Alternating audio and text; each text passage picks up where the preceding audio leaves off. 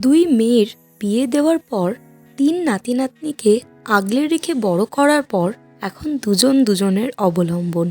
সারাদিন কে কী খাবে, কতটা কাজ করবে, কে রেস্ট নিচ্ছে, কার শরীর খারাপ হচ্ছে, কেউ ওষুধ আনতে যাচ্ছে, এই নিয়েই লেগে থাকে দিদা দাদুর সারাটা দিন। ঝুরি ভাজা বেশি খেলে শরীর খারাপ হবে, সুগার আছে, মিষ্টি খেও না, দিদা সারাদিনই দাদুকে বলছে। টুকটাক বকাও দিচ্ছে, কিন্তু দাদুও সেরকম লুকিয়ে লুকিয়ে চায়ের কাপে চুমুক মারছে, টুকটুক করে লুকিয়ে খেয়েই চলেছে ঝুরি ভাজা। শেষে আর শেষ রক্ষা না হয়ে কড়া নিষেধাজ্ঞা জারি দাদুর ওপরে যে ঝুরি ভাজা কেনাই চলবে না।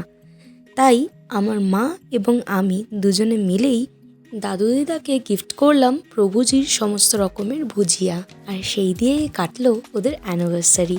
সাথে ছিল কেক এবং মিষ্টি। হ্যাপি অ্যানিভার্সারি লাভ বার্ডস।